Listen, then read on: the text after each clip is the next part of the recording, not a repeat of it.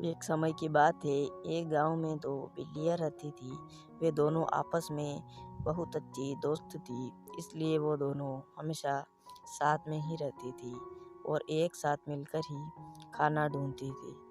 एक दिन दोनों बिल्लियों को कहीं से एक बड़ी सी रोटी मिल गई।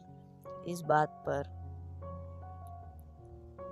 दोनों बिल्लियां बहुत खुश हुई और अब ये दोनों एक पेड़ की छांव में जाकर रोटी का बंटवारा करने लगी।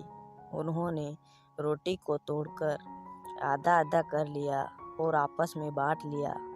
तभी उनमें से एक बिल्ली बोली, उसकी रोटी का टुकड़ा थोड़ा छोटा लग रहा है, और वो दूसरी बिल्ली से और रोटी का टुकड़ा मांगने लगी। लेकिन दूसरी बिल्ली ने दूसरा टुकड़ा देने से मना कर दिया। बस फिर क्या था, दोनों बिल्लियां आपस में झगड़ने लगी। उस पेड़ पर बैठा हुआ एक बंदर बहुत देर से दोनों बिल्लियों को झगड़ते हुए देख रहा था। बंदर नीचे आकर कहता है कि तुम दोनों एक छोटी सी बात पर इतना क्यों झगड़ रही हो? लाओ, दोनों टुकड़े मुझे दे दो। मैं अभी तुम दोनों को बराबर रोटी बांटकर झगड़ा यहीं पर खत्म कर देता हूँ। दोनों बिल्लियों ने बंदर की बात मान ली और रोटी के दोनों टुकड़े बंदर को दे दी। अब बंदर के पास रोटी के दोनों टुकड़े थे, जिन्हें वो बहुत ध्यान से देखने का नाटक कर रहा था। थोड़ी देर बाद बंदर ने कहा, हाँ, वास्तव में इनमें से एक टुकड़ा थोड़ा छोटा लग रहा है। और ऐसा कहकर उसने एक टुकड़े में से थोड़ा सा टुकड़ा तोड़कर खा लिया।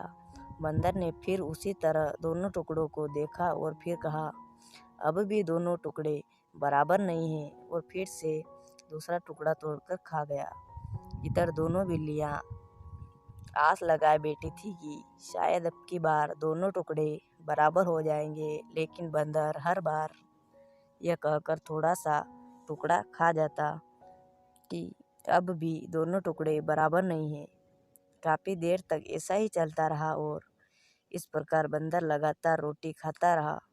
रोटी के दोनों टुकड़े अब पहले से बहुत छोटे हो गए थे। अब दोनों बिल्लियां बंदर की चालाकी को जान गई थी। बिल्लियों ने थोड़ी चालाकी दिखाते हुए कहा कि बंदर भाई, बहुत देर हो गई है और अब आप हमें ये बची हुई टुकड़े ही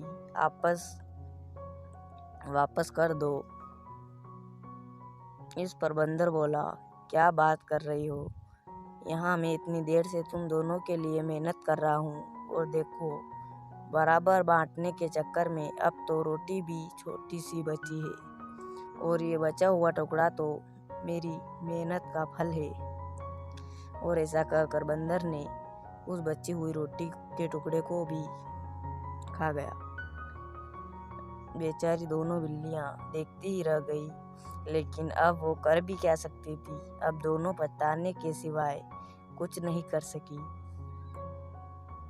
इस कहानी से हमें यह शिक्षा मिलती है कि दूसरों से सहायता मांगने से पहले अपनी समस्याओं का समाधान खुद करना चाहिए।